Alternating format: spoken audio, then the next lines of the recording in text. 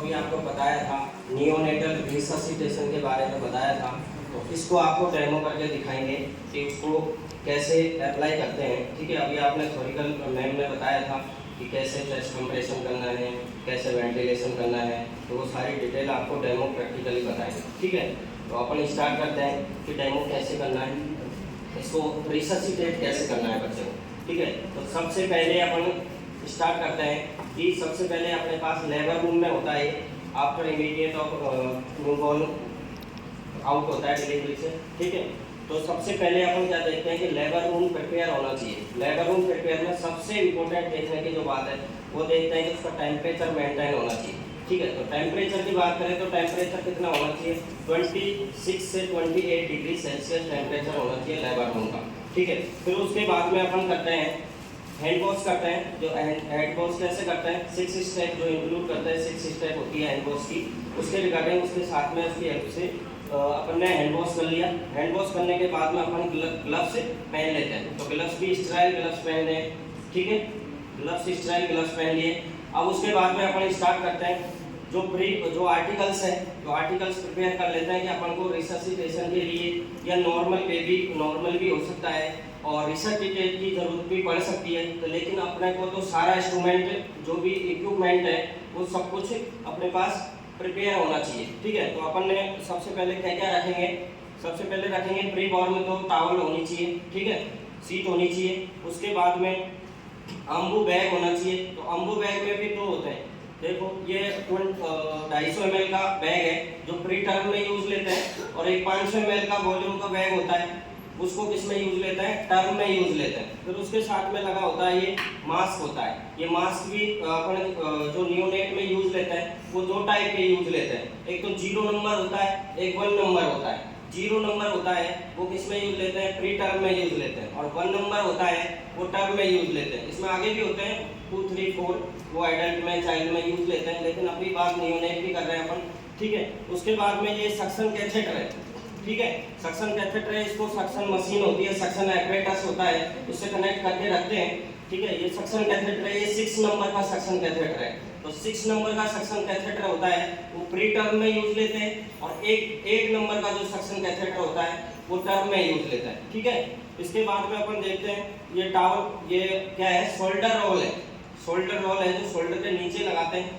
बच्चा है, नियोनेट है, उसकी पोजीशनिंग के लिए इसको यूज लेते हैं। इसका कितना मोटा होना चाहिए, ये इसका डायमीटर होना चाहिए 2 सेंटीमीटर। अगर 2 सेंटीमीटर से ज़्यादा हो गया ये तो बच्चे की नेक हाइपर एक्सटेंडेड हो जाएगी।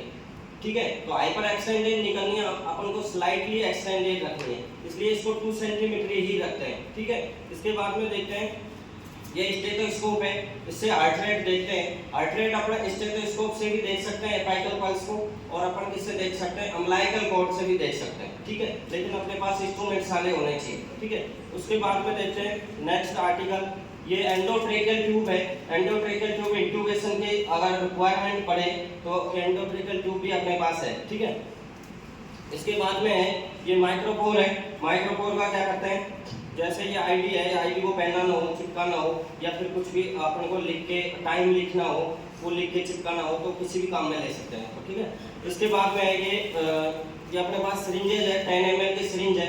ये क्या काम आएगी, जब अपन को ड्रग्स देनी पड़ेगी। अभी मैडम ने बताया था कि जब नियोनेट को रिससिटेट करना पड़े, सीपीआर देना पड़े, ड्रग्स देनी पड़े, तो ड्रग्स को इसमें लेके डाइल्यूट करके उसको पुश करने के लिए, आईवी पुश करने के लिए यूज लेंगे। ठीक है, इसके बाद में ये कैनुला है। ये कैनुला अपने पास ब्लू कलर का कैनुला है, ये लाइट ब्लू, ये 26 नंबर का है। तो अपन नियोनेट में 26 और 24 भी ले सकते हैं, वह जो सिचुएशन के अकॉर्डिंग, जैसे बैन बिल्कुल मिल नहीं रही है तो 26 भी यूज लेते हैं। ठीक है, इसके बाद में ये अम्बिलिकल क्लैंप है, इससे अम्बिलिकल कॉर्ड को क्लैंप करने के काम आता है। ठीक है, इसके बाद में है ये आईडी टैग है।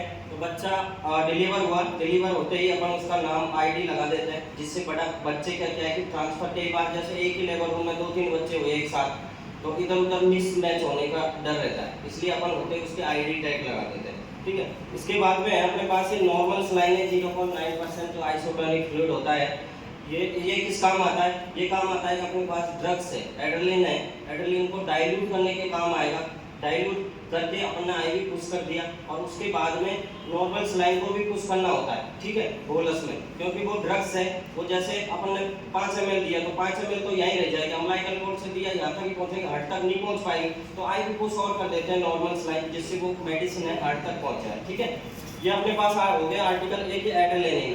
एड्रेनालिन इंजेक्शन है जो नॉर्मली सप्लाई में 1:1000 रेशो के अनुपात में आता है। ये नॉर्मल सप्लाई में यदि इसको 1:1000 में देना होता है तो इसको 1 ml एड्रेनालिन लेते हैं और 9 ml नॉर्मल सलाइन लेते हैं, तो वो 10 ml हो जाता है, तो उसका रेशो बन जाता है 1:10,000, ठीक है। तो आईवी पुश करने के लिए अपन को ये रेशो चाहिए होता है। अब उसके बाद में ये वॉच पीस है, अपने पास वॉच पीस नहीं थे। ये वॉच पीस किस काम में लेते हैं, जैसे अम्लाइकल कॉर्ड को कट करेंगे तो कट करते ही ब्लड का स्प्लेज नहीं हो, अपने कपड़ों पे आ सकता है, मुंह पे आ सकता है, तो इसको वॉच पीस को लगा लेंगे, ठीक है।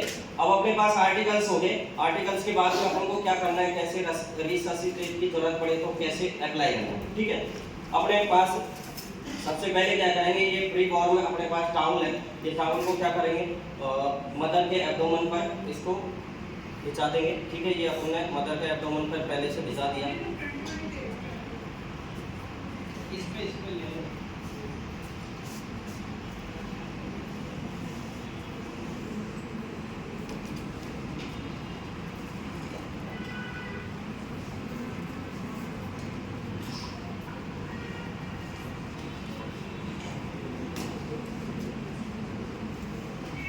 ठीक है, मदर के एब्डोमेन पर अपन ने प्री बॉर्न टाउल बिछा दिया, ठीक है। अब इसके बाद में बेबी डिलीवर हुआ